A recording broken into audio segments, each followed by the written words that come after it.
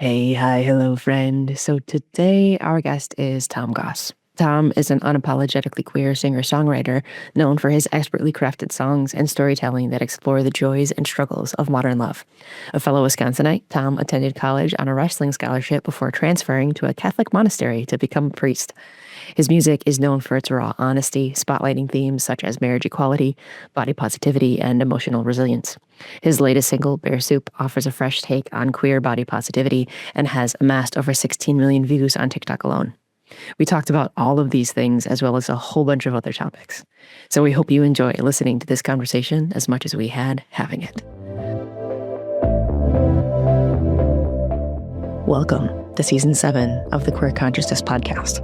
I'm Kit Sargent, and my pronouns are they, them. And I'm Jess Grace Garcia, and my pronouns are they, them. We're just humans wanting to share the lived experience of other humans. This season, we're talking about all things sex. We want to have deep, heart-led conversations as we unpack what sex means to us and why it's so important to talk about it. This is a season of unlearning, relearning, and sharing about a topic that is still considered taboo. Because at the end of the day, we are all spiritual, sexual beings having a human experience, walking each other home. Let's go. Tom Goss, welcome to Queer Consciousness. Thank you. Thanks for having me. I am very excited to have this conversation, mainly because Jess knows Tom incredibly well. They're very good friends. And by they, I mean all of them are very good friends. And Tom was actually the singer at Jess's wedding, and I got to briefly meet him for like 25 seconds. Tom didn't sing at my wedding. Tom had a music video at the venue in which my wedding was. Okay, that's what it was. But I also was a singer at your wedding. Like, I guess, it depends on how you define the things, but nothing really was inaccurate in what was said. I mean, technically, that is true.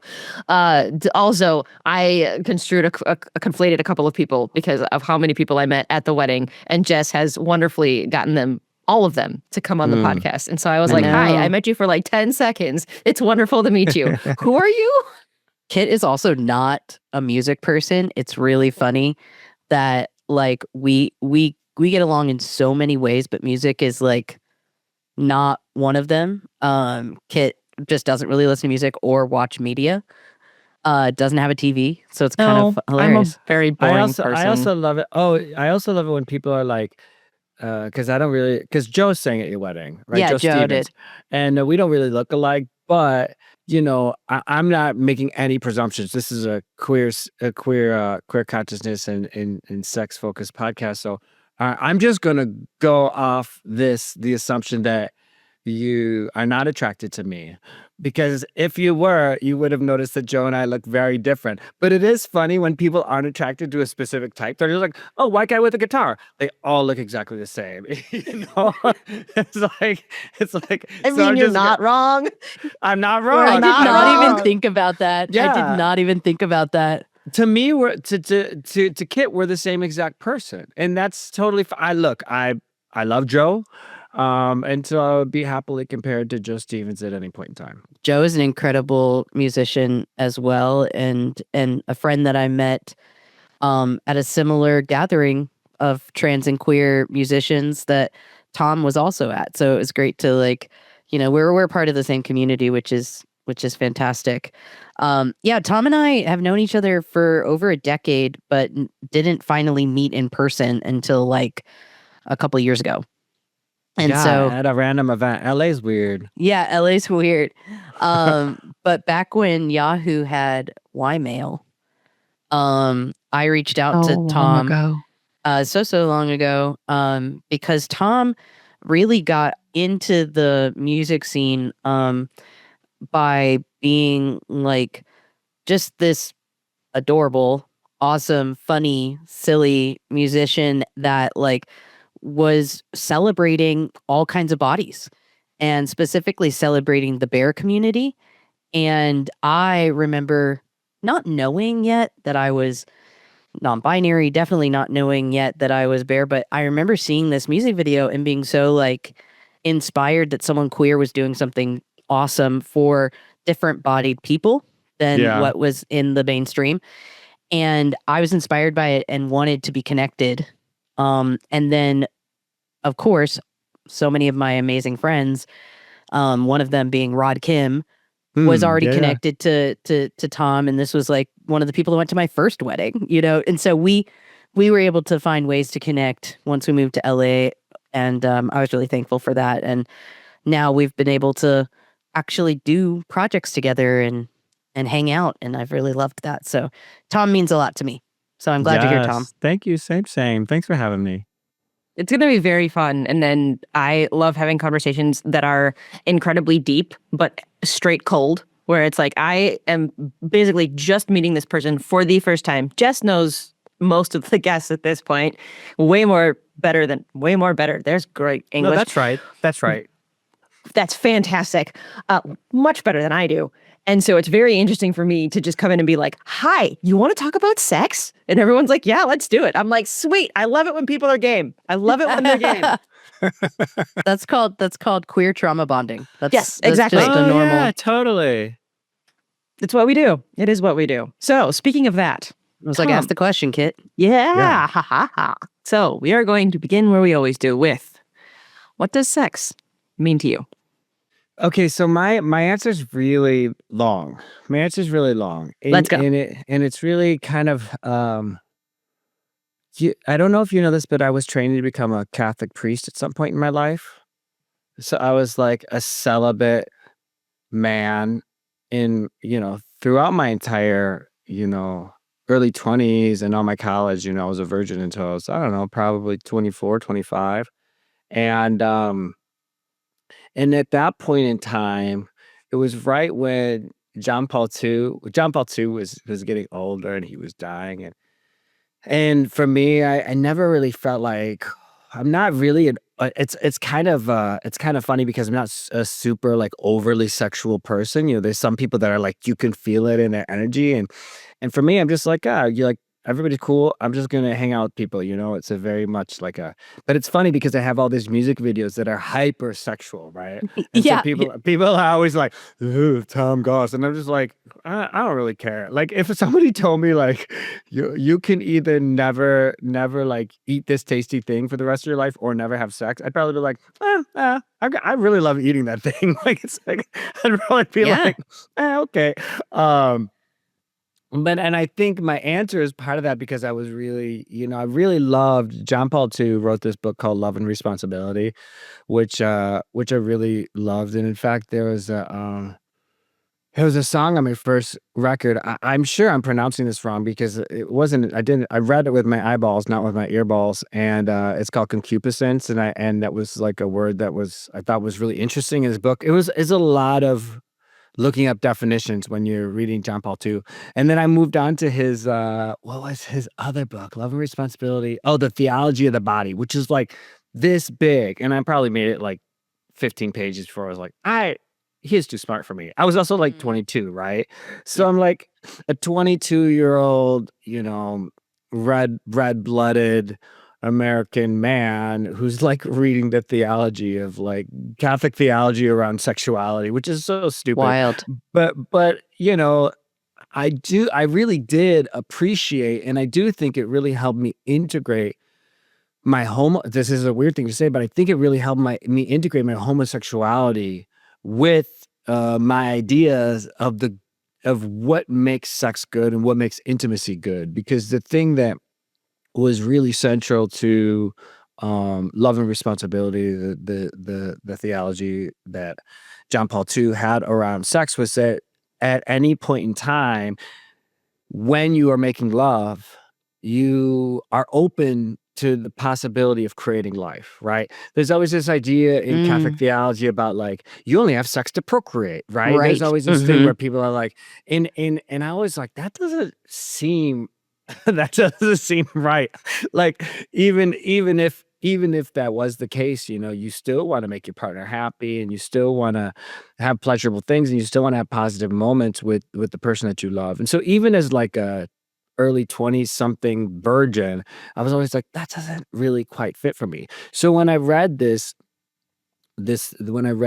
Love and Responsibility and in this idea of that making love and having sex is really about the idea of creating life, I interpreted that beyond creating an embryo, right? I interpret it in the way of like, well, if you're making love, if you are exchanging energy, if you're doing it in a way that is more life-giving than life-taking, then that also applies to this definition, right? So this was like a very early idea for me about what sex was and what lovemaking was.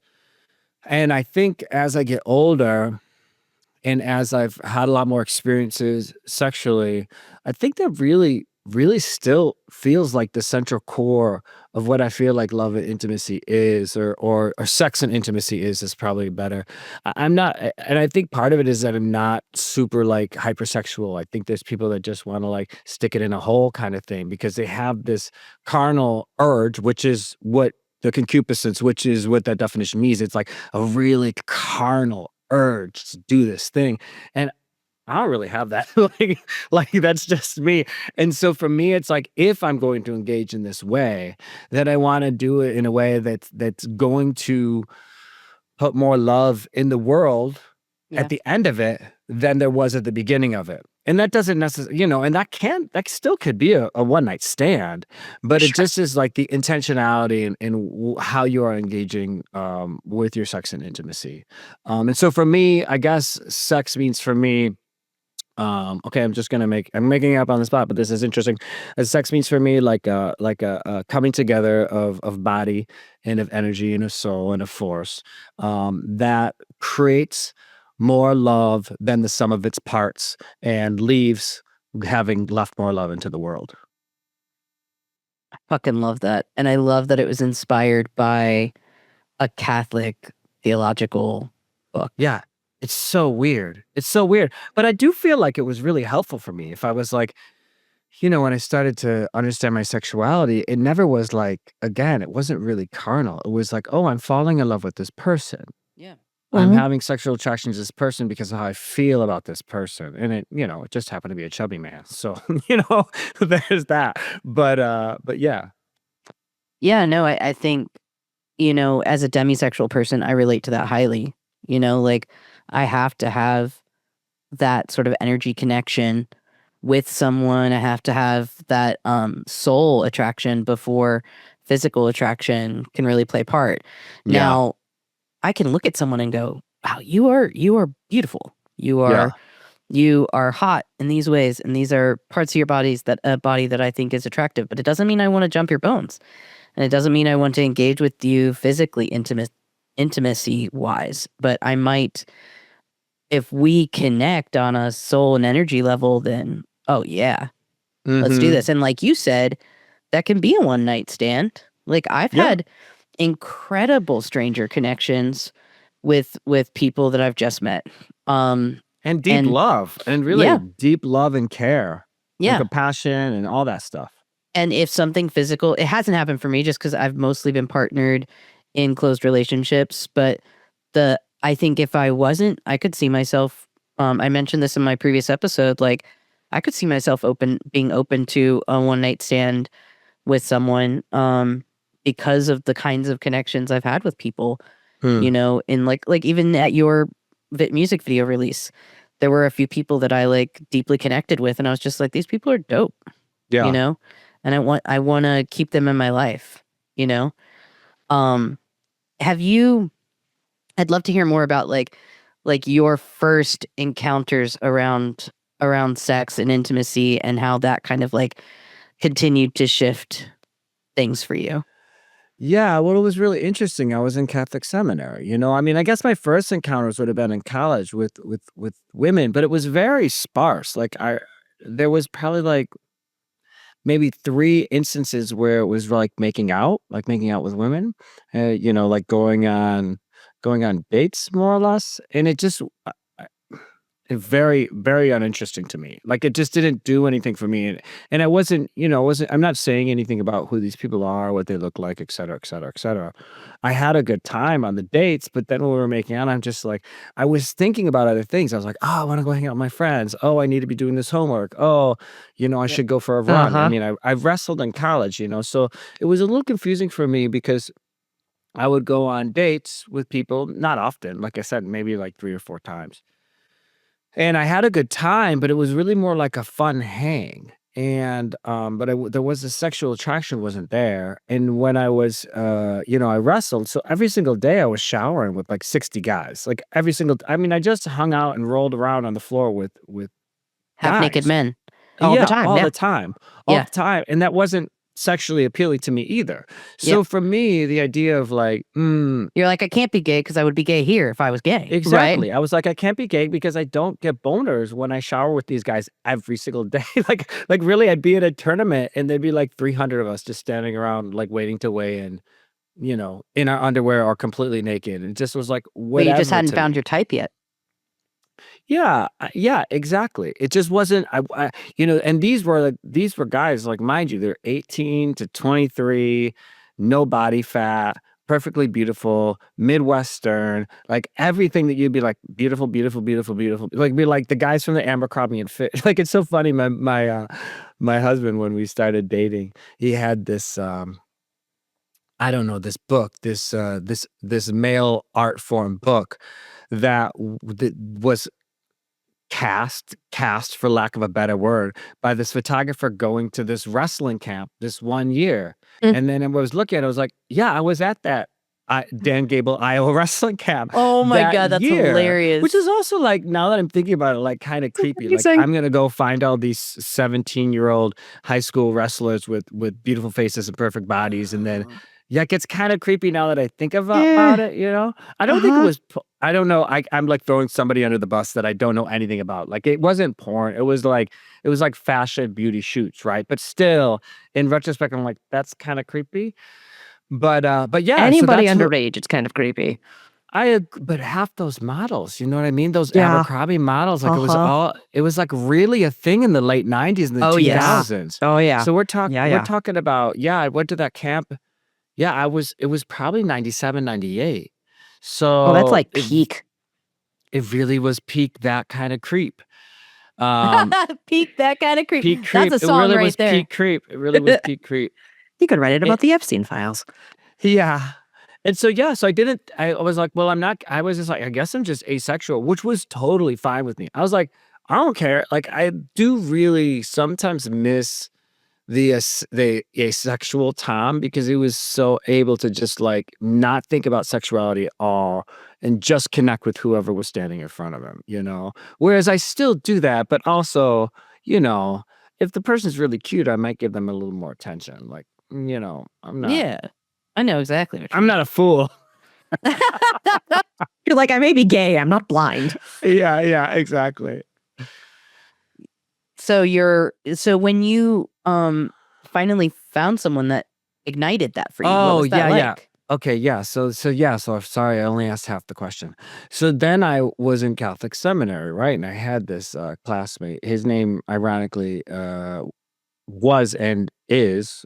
I mean, I don't know anything about him now. This is 20 years ago, but his name is also Mike, and we just became fast friends. He was 44 years old. He was like this chubby, nerdy statistician, shy, a little awkward, like totally like all my type of thing. You know what I mean? Like super cute, but super shy, And we just became fast friends, and we would hang out. And then I remember we went on this walk. We were going for a walk around the Basilica in Washington, D.C.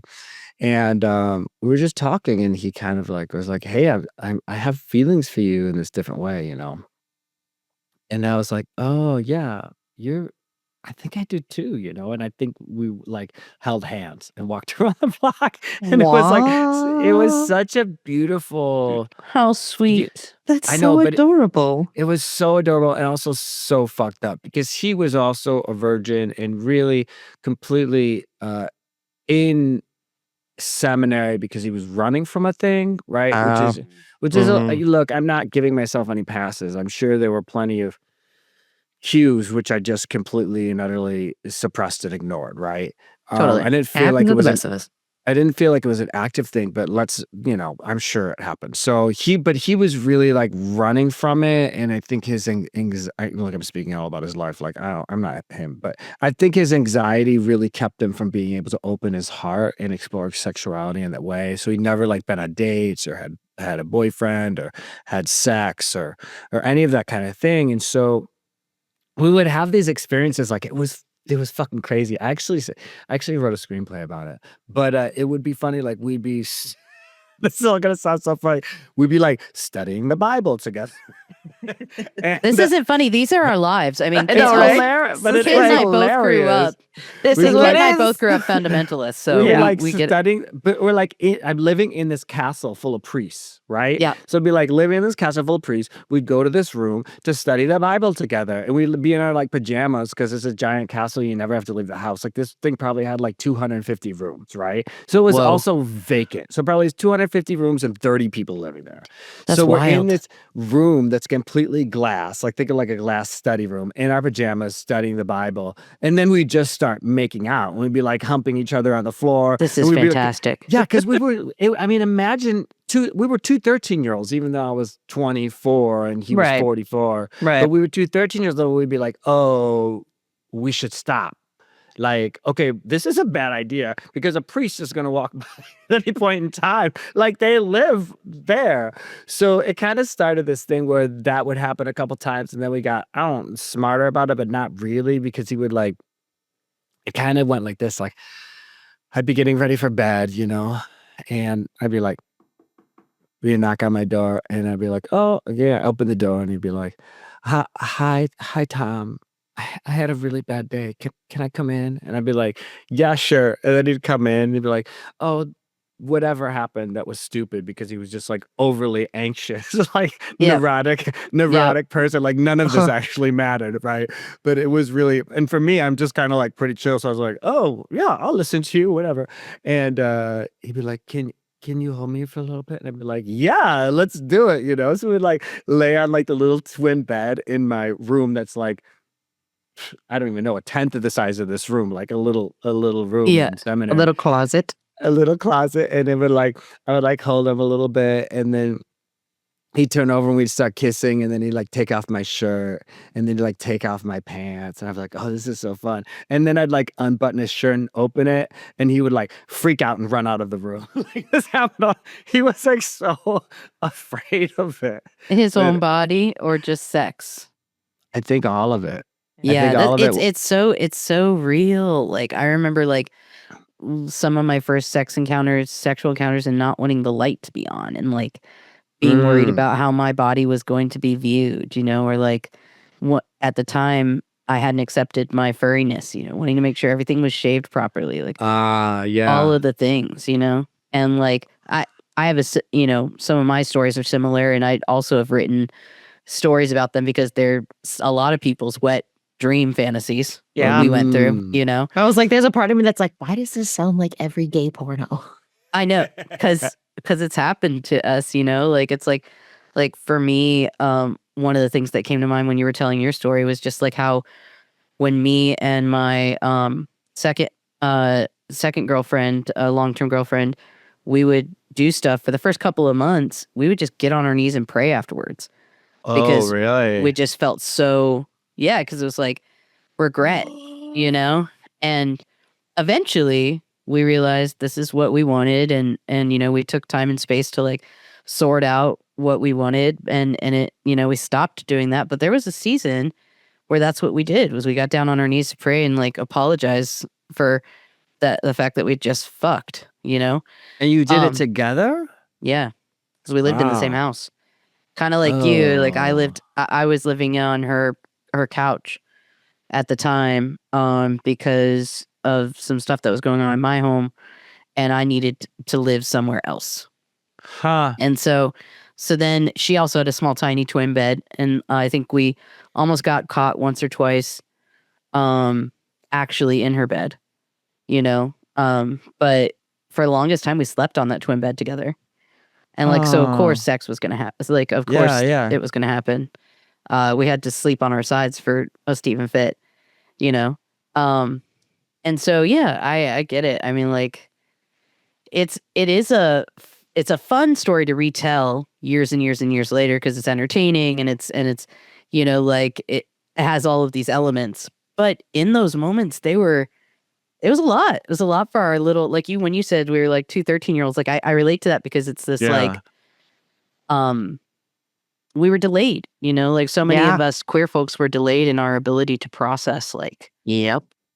It's interesting though, because I didn't dislike it.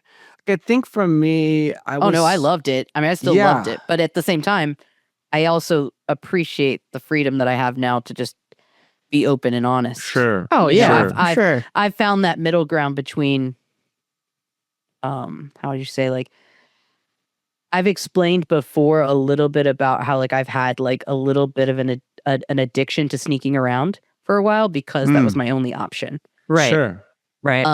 And so I had to find, like, that balance, and now it's just a part of, like, my kinkiness. Like, I can incorporate it into my kinkiness.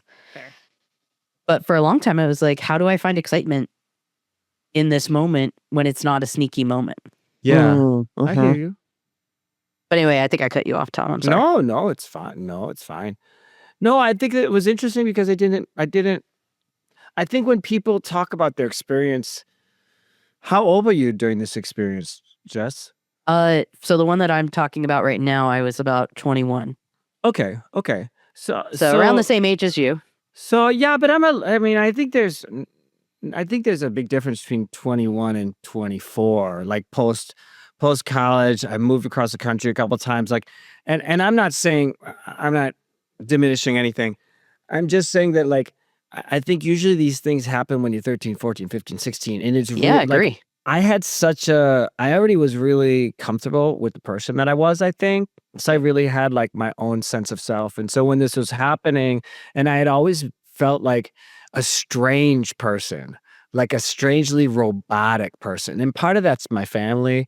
And part of that's just because I wasn't having the same experiences as everybody else. And so when I was having this experience, it actually was like really, it felt great because I was like, oh shit, this is the thing that everybody's talking about. Yeah. I'm not a robot. I'm actually a normal person. I just happen to like bears. Like it was, and I was like, and I felt like that was a beautiful thing. And it wasn't a terrifying thing for me. And it also integrated into my Catholic sexual theology readings somehow, So yeah, it was, I think he went back to his room to pray. And I was just like, man. Yeah, I think we're similar in that way. Like, I wasn't the one that was anxious. She was. So I would sit down with her and pray. But, I had my first sexual experience at 17 and first long-term relationship. But I also had, like, other sexual intimacy kind of encounters in my, like, when I was like 12, 13, things like that. Okay. That happened. But, like, that's because I've always been like you, chill, kind of open to experiences. But I really felt more strongly than anything for the longest time that I was a Christian. And so because of that identity, this other, whatever that other identity was, which is totally obviously my identity now as a queer person, but that, like, I didn't know how to integrate any of that. That makes sense. And that was my struggle. And that was where I would be like, I know I'm worship leading Christian Jess. Like, how the heck does this other part of me even integrate a little? And I had to go on my own journey for that. But like, and I think I found a really great balance of who that version of me is. And I love it. And I'm happy to have reconciled so much of it. But yeah, I struggle. I have a hard time, like, when I talk about my, friends or people who I've met who are side B, who were celibate gays, who are able to reconcile with the fact that they're gay, but just can't reconcile with sexual relationships. I always really struggle because I keep thinking, like, well, either you're just ace and it's not a big part of your identity. Yeah. Or you're semi, like, you're more like me, and it's like everything you're thinking about it more than I would ever think about sex now. Yeah. And I worry for those folks because I just think, like, Like, think about the energy that could be put into the world. Like, I love your definition of like putting life and love into the world. And like that to me is like that's why I think like if I was in a utopian universe, sex and intimacy and all of that would be a bit more freely available. And part of that is because I see those kinds of connections the way that I see those important, like these moments on Zoom, us sitting here connecting over our shared histories. Like, I see them just as important. You know, like if for some reason I had on the calendar, which we don't do this, but if for some reason I had on the calendar in the next hour that me and, you know, one of my partners is supposed to have sex, I would easily bump it because I was having a really great conversation with a friend. Yeah. Do you know what I mean? And that's what you put sex on a calendar? So I think the only time that sex has felt like it was kind of on a calendar is when special dates like birthdays and anniversaries are sure. around. And even then it's not really on the calendar. It's just kind of like, it would be nice to have some birthday sex. Yeah. But no, like, I guess that's kind of what I'm saying is like the ways in which I like to connect with people can vary. And I just love deep connection. Yeah. Regardless of how it happens, you know? And I guess like what you were talking about early on in your discovery of your own type sexuality wise, you know, Kit and I have talked a little bit about how I can have a deep, deep connection with someone and all I feel is platonic connection. But then that demisexuality kind of pops up after like a length of a relationship. And I'm like, why are you sexy now? It's weird. Yes, that happens. Yeah. And then I'm like, you're not typically my type, but I would love to snuggle you.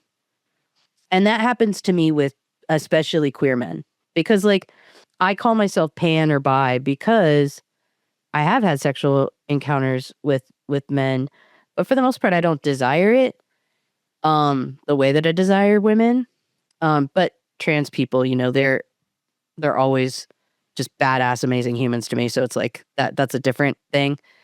But like, yeah, I just kind of, I don't know, like there's sometimes there've been several men in my life that I've just been like, man, I would snuggle the shit out of you. Like, you know, and I might even want to kiss your face. Yeah, but I like, hear you.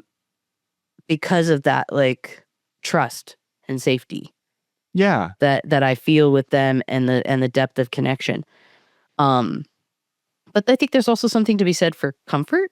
Like my comfort sexually, because of my experiences, have mostly been with women. And so I think that kind of, my body just kind of gravitates. You know? Yeah, I mean, I think safety is imperative when it comes to intimacy. Like if you want to, you know, I mean, again, this is for me and what works for me. If I want to have a really wonderful, life-giving and love-giving experience, then it has to feel safe. How'd you meet your husband? Yahoo Personals. It's been we talked on Why Mail. You met on Yahoo Personals. It's a time. Yahoo is where it's at, man. Yahoo was it. Yeah, so it was over 20 years ago now. So yeah, so I left seminary and I met Mike like so December 5th. So I left the week of Thanksgiving. I actually met Mike the Did you not graduate? Did you graduate seminary or did you No. left early? No, yeah, so it was kind of a shit show. And there was some people that were like that wanted more sexual relationships with me than I wanted with them, right? Mm-hmm. So it got really fucked up, to be honest with you. And you know, like people breaking into my room in the middle of the night and like Jeez. it was really kind of twisted, right? I'm laughing about it because it's been 20 years and I got really lucky because I met Mike immediately after. But essentially what happened is like this guy was like, you want to hear something weird? Oh, I probably shouldn't. I'm not going to say that out loud. Okay, never mind. So this guy broke into my room and Wow. And whatever. And then he had been like stalking me, but he was also my neighbor. So imagine your stalker lived here. Like it was like he lived gosh. 4 feet from me. So it was like stalking me, and it was really bad. And then he broke into my room, and then I was like, oh, God, I gotta tell somebody. So then I told the formators, and they he got kicked out. But then that took about a week, and then like a week after that, it started again with another person, and I was like, what the fuck? Like it just was. I was not really. Jesus. I was not really great at establishing boundaries at that point in my time around this kind of stuff because I was a little too like, oh yeah, what do you need? I'm happy to be whatever you need. You know what I mean? And it was kind of the case in college too. Like there was a handful of people in college that were just like, I mean, there was this girl that would just follow me everywhere, like 3 steps behind me. Sometimes I'm being really kind of rude. I don't like saying this stuff out loud, but there would be stuff when I would like walk up the steps and she would, I was like, is she following me or is she not following me? And then I walk up the steps and I turn around halfway up the steps and she would just turn around too. And I'd be like, oh, okay. So there was like, there were some boundary issues. Something was happening. I have a theory. Sure. We are both very similar, and something that has been misinterpreted for me a lot, like when you started this conversation, which I love, which was to say that like sex isn't really the priority for you. Yeah. That is true for me too. Like I am a sexual person, don't get me wrong, but it isn't at the forefront. But because of my kindness and because of the way in which I like to compliment people, Sure. because I like to say like, look at that beautiful face. Look at those eyes. Like you are drop dead gorgeous, friend. Because of the way that I like to lift people up, it gets misinterpreted as I want to get in your pants. And so then I end up with people who just like are on my back. And I'm like, or they're but it's saying, more than that too. It's like, even if it's not sexual, and I this happens to me a lot. Like and I have a lot better boundaries around it, but I still struggle with it because it's sometimes it's not even sex. Sometimes it's just like people become addicted to the way that you make them feel. Yes. That's right. Because you make cabooses. them feel. I call them cabooses because you're an engine that's going. Right. Mm, And they And just, people latch on. And they say like, oh, you're someone I can hitch a ride to. yeah. So that happens to me a lot, and at this point in time, it was happening a lot because I didn't recognize it. It would just, by the time I recognized it, it was literally like a person walking 3 steps behind me everywhere I went for, it was like it was a lot. And so it started happening again, and I just was so pissed. I just was like, I have to, so I pretty much like quit. I remember realizing what was happening and like going to the formators, which are like your bosses, whatever, and quitting, and then packed my bags and I moved within like 12 hours, right? I was in wild. this weird town. I went on Craigslist, I found a room, and I just got the fuck out of there. And I don't remember what the initial question was. Well, you said you met Mike, right? I was just asking how you found Mike. Oh yeah. So the irony of it is because I had quit probably at like 5 in the evening, maybe more like 7 in the evening, and I probably moved out by noon the next day, right? And but it was like a Saturday, maybe. So post 5 p.m., nobody's checking their emails for somebody who's going to rent their fucking room off Craigslist, right? So I was just like sending out millions of emails because I had to get the fuck out. Like it had just become crazy toxic and nobody was responding. And so I was stuck. I was like, oh my God, I have to spend another night here. And I was like, there's no fucking way I'm spending another night here. So I like created a Yahoo personals page and I like went on Craigslist. It was like Craigslist at the time. Remember, we're talking like 2005. And remember those days? yeah. And so I set up a Yahoo personals page and I met Mike, right? Mike's my husband. That night, the night that I quit seminary and didn't have a place to go. And we were chatting and I don't think I bought a phone yet. We must have been chatting on Yahoo Messenger. And he sent me a picture of him, right? It was a horrible picture. It was like, people didn't know how to take selfies yet. Well, we also had flip phones with back-facing cameras.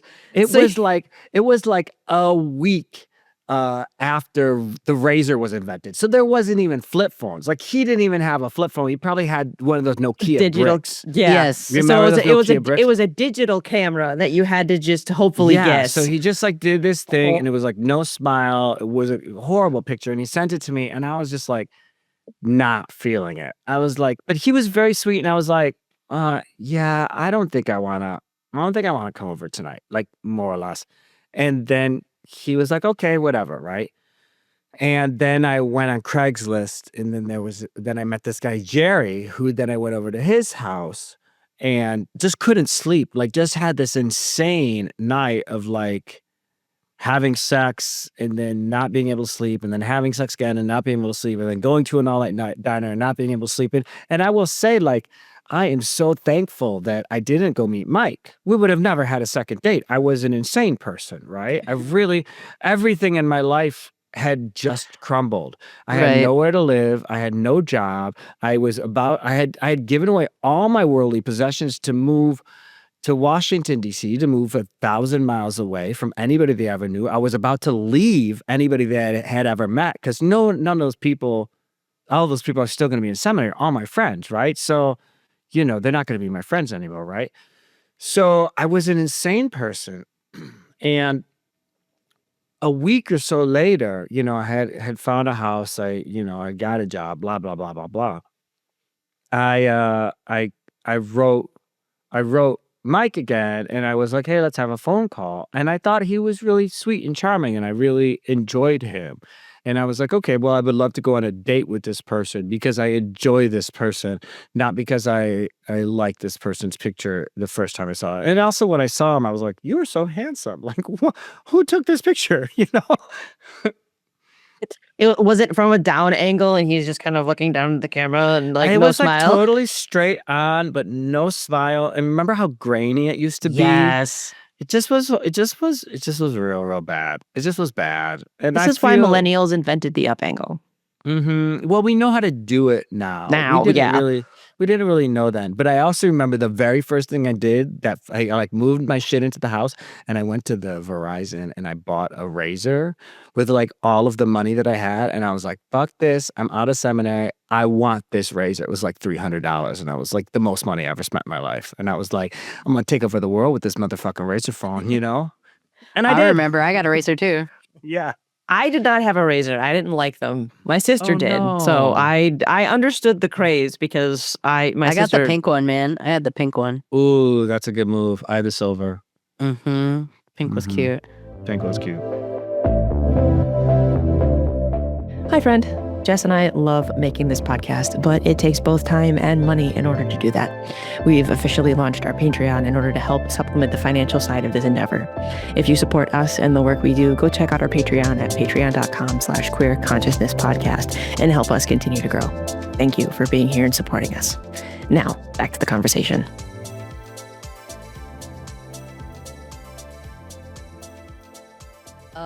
Yeah. So your connection with your husband, thank God you didn't accidentally run him off, and you finally connected, and you already knew like your type. How did you find the bear scene as like a scene, and then end up launching music in that space? And like you said, I kind of have a persona that involves sexuality and like Sure. highly sexual. You created that. You created that persona in a way, or it created you, maybe a bit of both. But I'm just curious about like how you feel about that perception and how it affects who you are as a sexual being in the world right now. Well, I mean, it's an interesting thing. I mean, I think it's a couple part question. Like, I don't think I was like, I need to find the bear community. Like, I found Mike, and then we just spent years, being in love and running around and having a good time and blah, blah, blah, blah, blah. Nothing was bear centric, really. But I had, I did know that it existed.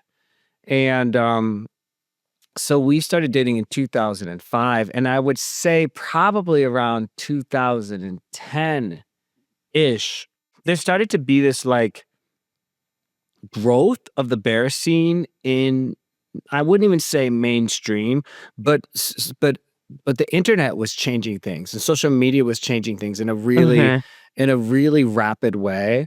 Yeah. And there's this organization called the DC Bear Crew in DC, run by this guy Charger, and then his husband Scott. After a while, and so they started building this bear happy hour, which then I was like, oh, this looks fun. I went. And I would met a couple artists that were bears, and we would hang and blah blah blah blah. And then we started going to this bear happy hour, which then moved to this big club, which then became the biggest thing in DC. It was 1,500 guys every Friday. Wow. Every, Whoa. it was crazy. So, so it was interesting. And so I was really became a part of, had a lot more friends that were bears and would go to this thing every Friday. And it was just a cool hang. It was DC. So it probably started at like 4:35, like happy hour was probably like, I don't know, 5 to 7:30. And they would bring out like 50 pizzas that would be gone. And I'm not even kidding, 3.5 minutes. Like it was Whoa. insane. And people would walk around with pitchers of beer that you bought for $5. It was like a total vibe and really, really fun.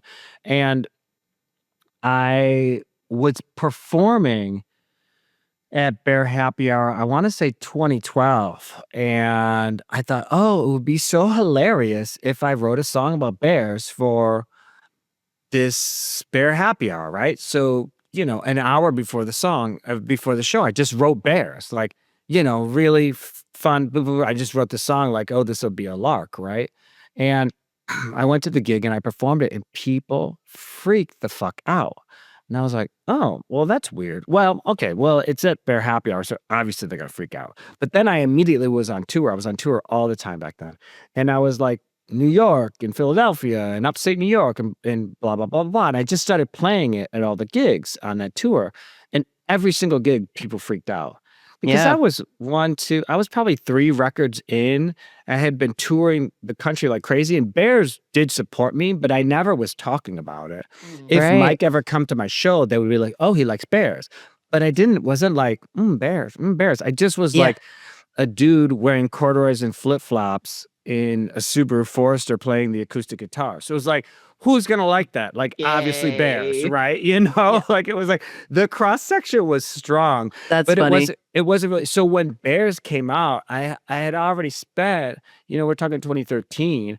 I was 7 years into my career, probably Yeah. 700 gigs into my career. I had already built this grassroots crew that was bears, a lot of bears. And also you have to understand that there was like, at the same time, there was a movie that had just been made called Bear City that has had 3. Doug Langway wrote this, and he had passed away a year or 2 ago. But he was amazing. And so there was this movie that was coming out. There was always Where the Bears Are, which is this really popular web series that was coming out. So there was like all 3 of us kind of figuring out that like, look, there's this huge market that's really cool and really fun, and these guys are always out there having a good time, and there's nothing for them. Nothing. And so I started building the music, and Doug was building the movies, and the Where the Bears Are podcast. Ben and Joe and Rick were writing this and producing this, and so all of us were kind of doing this at the same time. It's kind of That's ironic cool. because the first season of the web series came out the year before I released Bears, and I met them at Bear Happy Hour. Everybody came to Bear Happy Hour. Everybody. Famous people were there. If there was like a famous gay person that visited DC, they went there, right? Like everybody was there, which was weird for DC. And I remember even pitching them, like directing this music video, which they were like, I think they had too much on their plate with their podcast, and they didn't know who the fuck I was. But then I made, and it was kind of this interesting period in time. And once it went out, then it was like, it just went, because nobody was doing it. Did you feel like it shifted the way in which, like you said, everyone flipped out? You were already, you said super deep in. I'm wondering, like, if you were already comfortable with the kind of attention you were receiving. Because, like, I've been in those settings with you where you have, like, some of your closest friends and then completely new people who are fans because you love to get the fans involved in your projects. And I think that's such a beautiful, awesome thing. And I see how good you are about those boundaries. Like you're so good about saying like being there and showing your appreciation to people, giving them your undivided attention for a moment, and then redirecting your attention to the project that's at hand. Yeah. But like bear community, something that I wasn't aware of until I was like in it with you primarily, is how much people like to hug and touch each other. And I am a huggy person. Okay. I am an intimate person. But something I alluded to, well, I didn't allude to, I fully talked about it in my episode, is that like I wasn't used to heavy hands on my body on a regular basis. It can be a lot. Yeah. And so like I got overstimulated without realizing I was overstimulated earlier on, and was like, oh, I think I was overstimulated.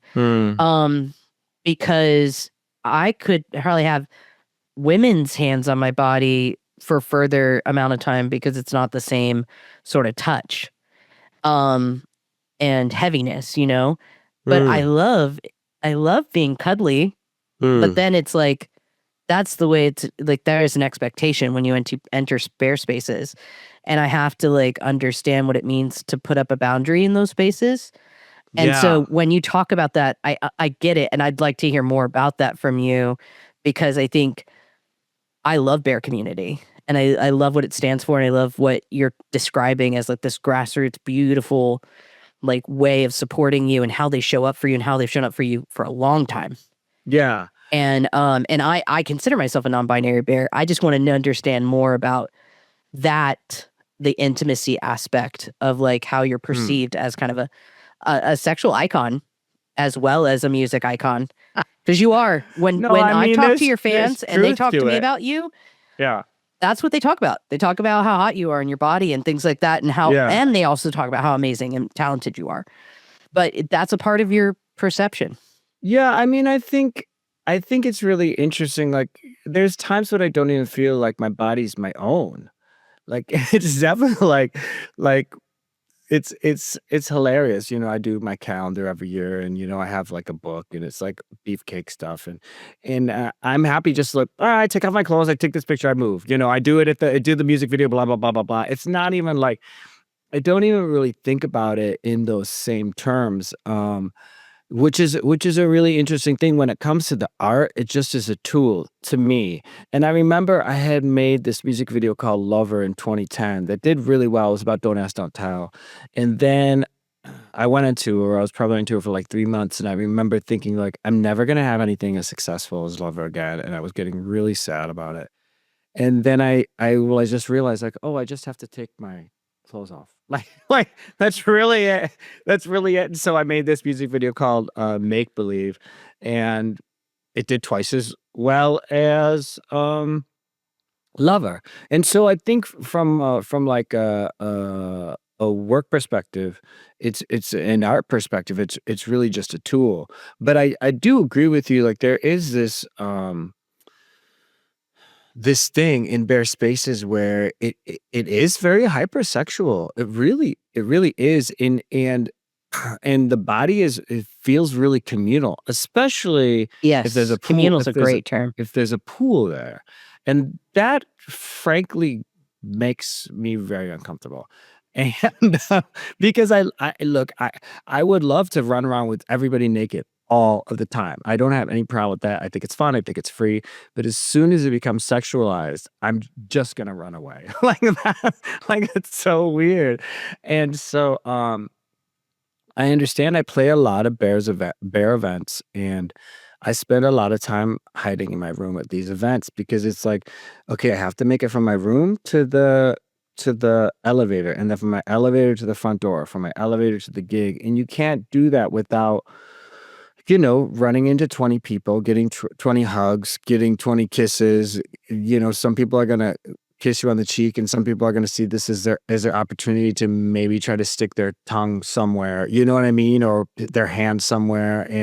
And there's a lot of, I think this happens a lot in the queer community, where there's a lot of like, assumed consent. Yeah. We need to work on this. Which We need is to work on this. not real. You know, I can't tell you the amount of time I've just been standing there and someone's put their hand all the way down my pants. Yep. And, you know, and I've had to take them out of my pants and be like, I excuse me, you know what I mean? And frankly, that's sexual assault. So, It is. like, Yeah. you should very much not be doing that. And so I think that it's an interesting question because sometimes I like see my Facebook page or I get a Facebook comment from people and the people that listen to my music, like that were day oneers, oftentimes look very different than the people that are post bears. Yep. It's like very hippie. There's a lot of gay people and there is a lot of bears, but there's like a lot of women. And there's like a lot of but once bears came out, I became kind of like the bear play thing. And so the people in my audience really started to become entirely gay men and gay bears. Again, not complaining. I'm just saying that I notice a difference. And there is really, you know, it's taken a long time to really understand my boundaries around that, and I do really value my ability. I feel very lucky to be Midwestern, right? So I'm like eternally grounded whether I should be or not, right? But I do think That's I beautiful. I do think that there's something that's really beautiful about that allows me to be open and warm and grounding for people and uplifting for people, but also having the ability to be like, "Oh, I'm not comfortable with that," or okay, that was really nice to have this hug in this conversation. I have to go over here, or I have to take care of my needs in this way, or I have to get Yeah. something to drink, or blah blah blah blah blah. Which is a difficult lesson to learn, especially when your livelihood depends on other people liking you. Oh yes. I will say though, as a compliment to you, Tom, I noticed that your friend groups are super diverse.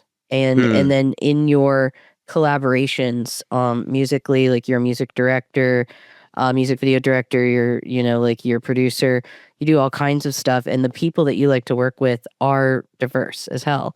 of And course. I love that. And I see that as a marked difference from so many other people who build in just one community.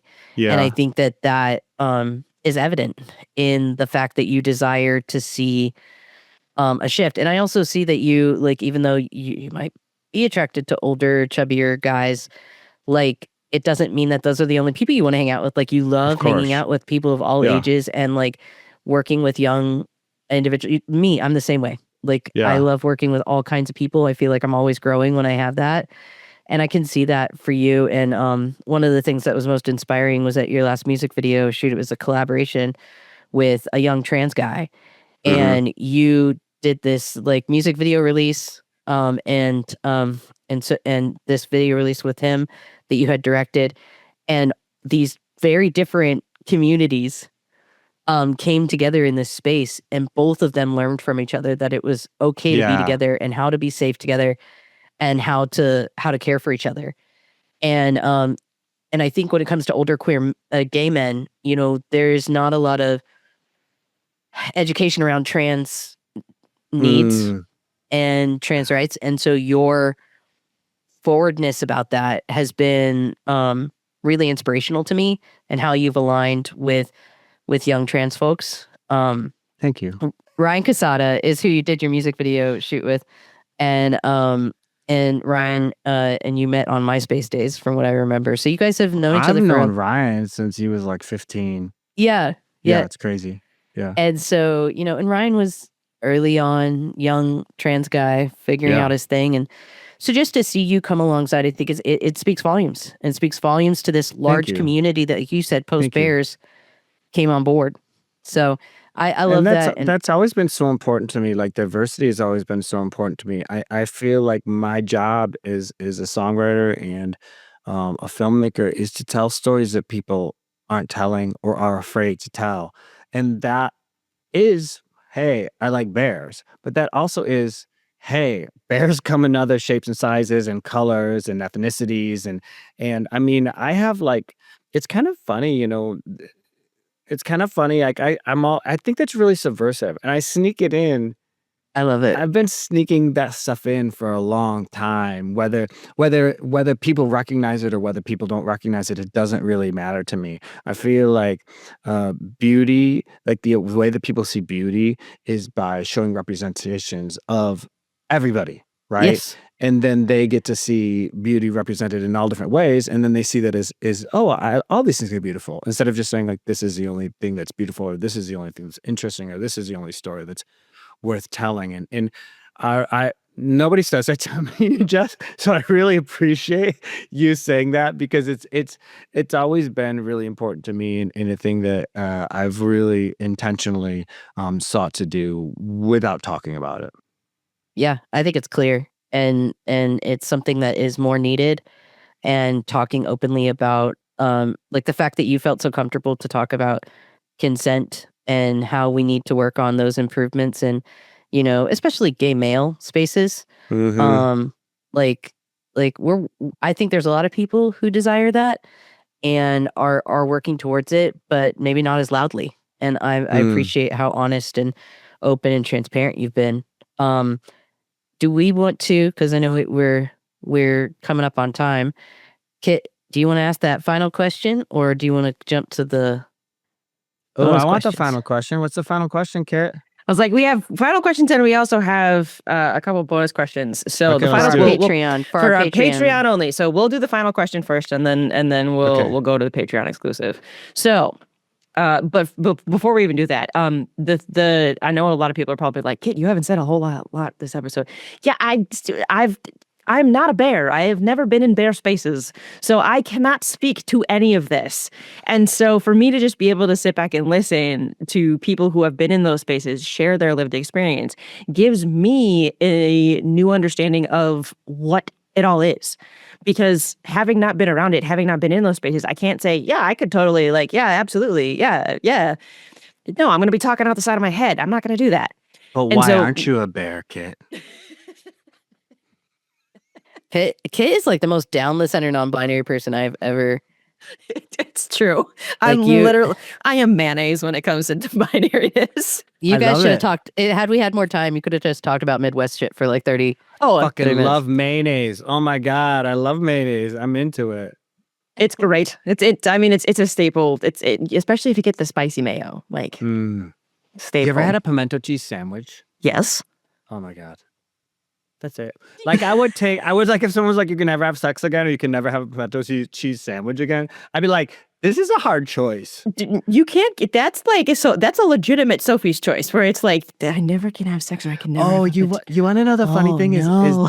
is when we shot bears, I was on I'm always on these crazy ass diets, right? And we reshot the top down, which is like the iconic image, on a different day. And so I had to do a diet and I ate for a day, and then I had to go back on the diet because we missed this shot and we had to do it again. And I remember Costco had pimento cheese for some reason, and I had just discovered it in Huntsville, Alabama at Nukes on tour. And so I bought Oh my it, gosh. and I was like, and we shot it in my house, and I was like, the first thing I do when I finish the shoot is I'm eating a pimento cheese sandwich. Yeah. And so Hilarious. I have one in the oven ready. We were like, cut, and I walked 10 feet and I like grabbed the pimento cheese sandwich and I shoved it in my face. Heck yeah, absolutely.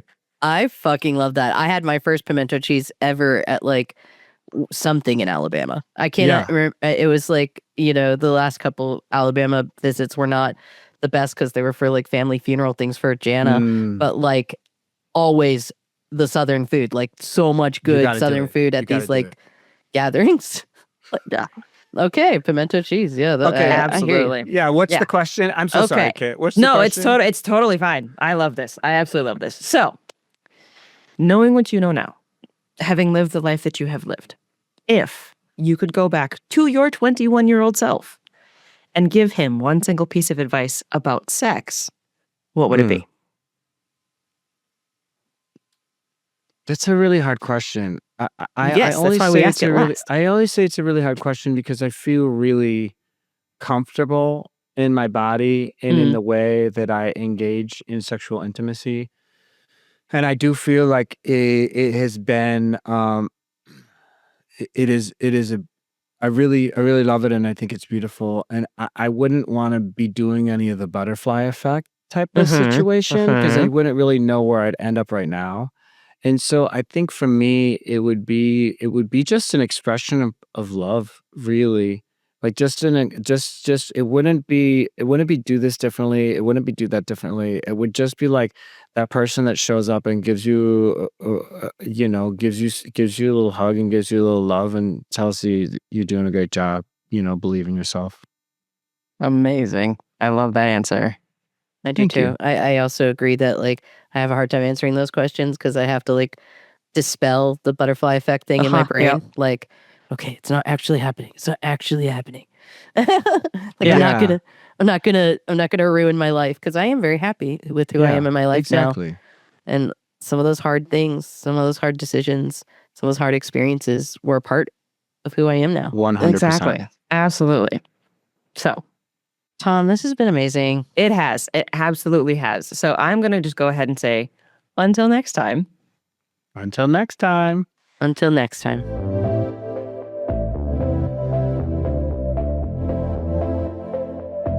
This podcast is hosted by me, Kit Sargent, co-hosted and produced by Jess Grace Garcia of Springwood Productions, and the theme music is by Brian Smith of Holy Holy Music Productions.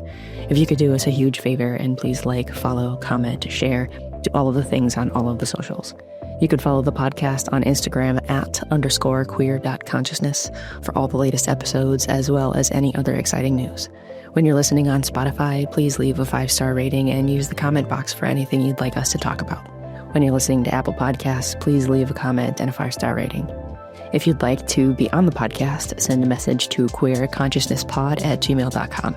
If you'd like to support the podcast, check out our Patreon at patreon.com/queerconsciousnesspodcast.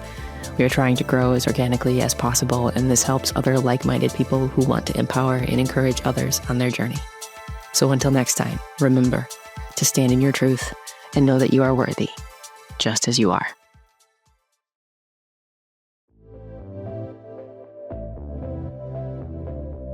Hey friend, just wanted to take a quick second to remind you that if you or someone you know is struggling and don't know where to turn, the trained volunteers at the LGBT National Hotline are here to help. Because sometimes the strongest thing to do is to ask for help. The National Hotline phone number is 888-843-4564.